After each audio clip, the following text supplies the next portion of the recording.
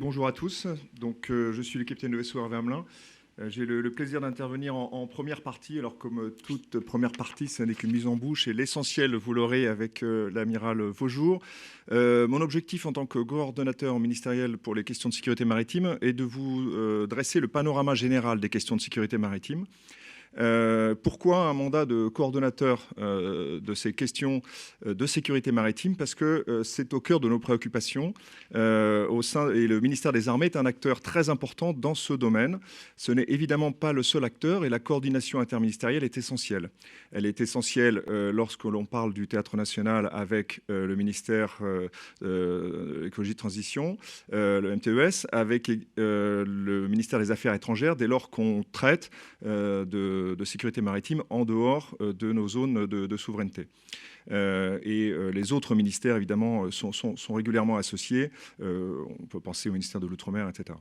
Il était donc important qu'en fait, on coordonne les actions qui sont conduites au sein du ministère des Armées. Et donc, cette fonction de coordonnateur a pour objectif de fédérer les énergies, de pouvoir représenter dans les institutions, soit en interministériel, soit à l'international, la position du ministère des Armées sur ces questions de sécurité maritime. Et ces instances sont très nombreuses et les sujets sont extrêmement variés. Alors, la problématique a déjà été réfléchie depuis pas mal d'années. Elle a été reprise lors de la revue stratégique de défense et de sécurité en 2017. La question des espaces maritimes, je cite, ces espaces maritimes sont au cœur des tensions croissantes par leur rôle central dans la mondialisation des flux de toute nature, les ressources qu'ils contiennent et le développement des capacités navales et aériennes de frappe à distance. Alors, pourquoi est-ce que ces espaces maritimes sont au cœur de tensions?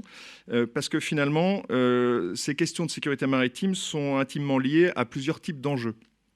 Alors, les premiers enjeux, ce sont des enjeux de puissance et de souveraineté qui sont liés à la volonté d'affirmation de puissance, régionalement ou de manière plus globale, souvent avec des différends et des questions juridiques non résolues, d'espaces maritimes et de zones économiques exclusives. Et puis, très souvent également avec une volonté de contrôler des zones qui sont riches en ressources, qu'elles soient halieutiques, qu'elles soient énergétiques, et donc en maîtriser le contrôle et l'exploitation.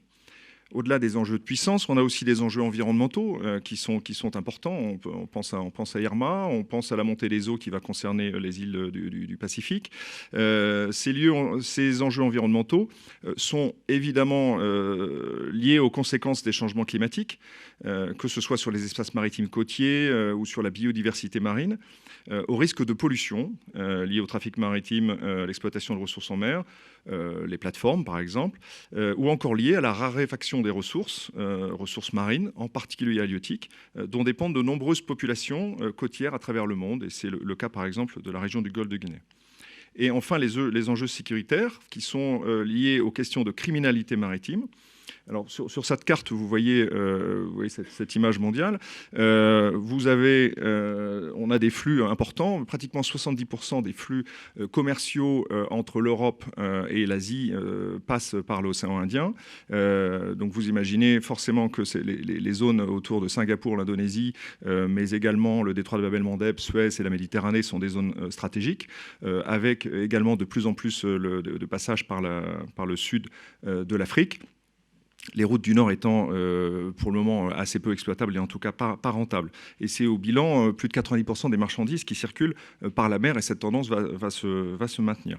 Ce qui fait dire à nos amis anglo-saxons utiliser cette expression qui est le no shipping, no shopping.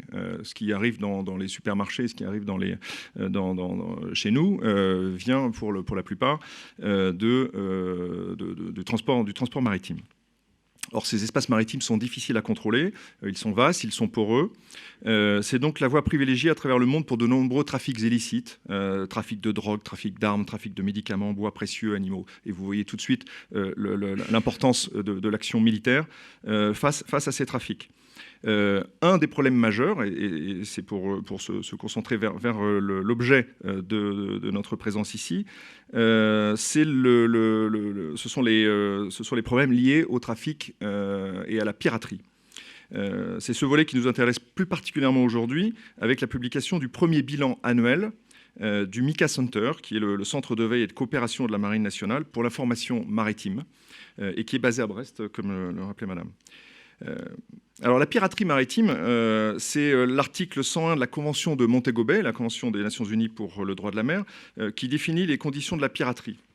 Alors, ces conditions sont, premièrement, que la piraterie, c'est un acte qui est commis en haute mer ou dans un espace ne relevant d'aucun État. Et donc, ça sera intéressant dans l'appréciation qu'on aura ensuite des événements, s'ils sont dans les eaux territoriales, est-ce qu'on peut les appeler des actes de piraterie ou est-ce que c'est en haute mer? La définition, normalement, ce sont des actes commis en haute mer. Le navire pirate doit être un navire privé, pas un navire d'État, et avec un acte qui est commis à des fins privées. Navire privé à des fins étatiques, on pense aux corsaires, et ça n'est plus d'actualité actuellement, même si les liens entre le monde privé et le monde étatique sont parfois assez ténus. Et puis, troisième condition, l'acte doit être illicite, de violence dirigée, soit contre le navire, contre ses biens, ou contre les personnes. Mais le terme de piraterie recouvre souvent des actions d'intensité très différentes. Et on élargit souvent ce terme de piraterie. Donc c'est important dans les statistiques, dans l'appréciation qu'on a de l'insécurité dans une région, de pouvoir être relativement précis. C'est l'objet notamment de la publication de ce document. Donc ces actes de piraterie, finalement, tels qu'ils sont qualifiés de manière générale et moins précise, vont du vol à main armée, du brigandage, et c'est normalement l'appellation qui doit être retenue dès lors qu'on est dans une zone souveraine, et qui sont des actes qui interviennent lorsque l'opportunité se présente. Et très souvent, lorsque des navires sont au mouillage, avec peu de surveillance, on a une embarcation qui vient, qui saisit sa chance, souvent avec des armes, et puis qui prend ce qu'elle peut prendre. Ça passe par le bunkering, qui est le détournement d'une cargaison pour pouvoir l'extraire et la revendre. Alors ça, évidemment, on pense tout de suite à des cargaisons qui sont des cargaisons de pétrole ou d'autres types de cargaisons. Le phénomène le plus ennuyeux étant évidemment celui qui est lié à la prise d'otages qui se multiplient, qui ont été très nombreuses dans la Corne de l'Afrique et qui sont maintenant de plus en plus nombreuses dans le Golfe de Guinée. Ces actes peuvent se produire très près des côtes, ces actes de prise d'otages très près des côtes, récemment dans les eaux du Gabon, comme au large. Et on a des modes d'action maintenant des pirates qui vont très loin. Cela manque donc des moyens de détection, des moyens de surveillance, mais aussi d'intervention. C'est un fléau aux conséquences économiques et humaines importantes et qui nécessite d'être pris en compte. Et les États cherchent à le prendre en compte, les États riverains. Mais finalement, les conditions qui font que se produisent ces phénomènes-là sont souvent des conditions qui sont ce qu'on pourrait appeler entre guillemets un terreau favorable. Ces hotspots sont généralement situés dans des espaces qui conjuguent forte densité de circulation de navires marchands et donc d'appétit face à des biens et donc des gains possibles et des capacités réduites de surveillance et de répression. Premier exemple, lorsque l'Asie du Sud-Est est devenue un nouveau centre de gravité économique, le détroit de Malacca, donc la zone Singapour, Indonésie, Malaisie, est devenu un de ces hotspots. Alors des événements se produisent encore aujourd'hui dans cette région, mais les États côtiers sont stables, disposent de moyens en général appropriés, et donc ce phénomène est contenu, même si vous avez quelques exemples, vous voyez qu'il se produit encore des événements. Il existe également un centre de veille à Singapour qui fusionne l'information maritime, et d'ailleurs un officier français est inséré dans ce centre pour diffuser l'information dans la région. Les côtes somaliennes sont devenues ensuite la zone la plus touchée. Là, la question de souveraineté s'est réellement posée, puisqu'on n'avait pas d'État souverain capable d'intervenir. Et donc la notion de piraterie, cette fois-ci, n'était plus vers la haute mer, mais intervenait dès les côtes, ce qui probablement a créé cette ambiguïté sur cette question de piraterie. C'est donc l'action internationale, notamment sous l'impulsion de la France, qui a permis, c'est donc cette action internationale qui a permis de compenser l'absence d'État et de capacité d'intervention. La mission UNAVFOR Med Atalanta est d'ailleurs toujours en place et la France y joue un rôle majeur, notamment en matière d'information maritime, et je pense que l'amiral reviendra dessus.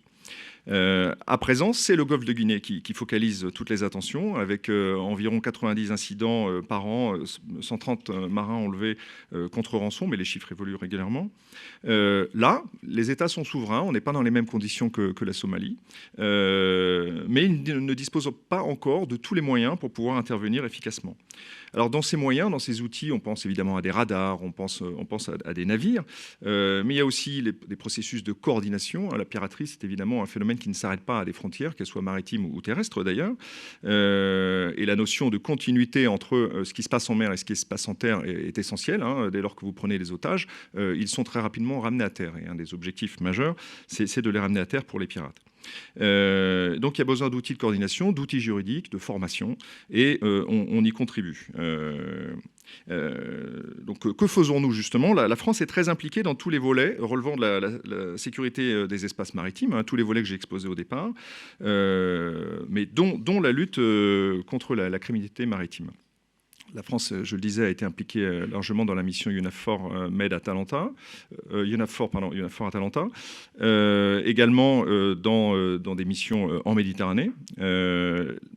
Une permanence dans le golfe de Guinée. Alors la zone est étroite, la zone est très large, pardon.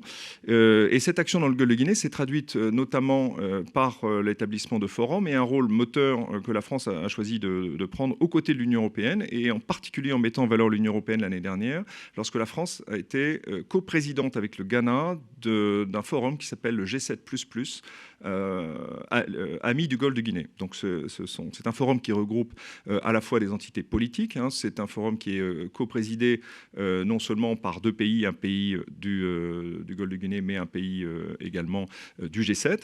Et c'est un format affaires étrangères, ministère des Armées.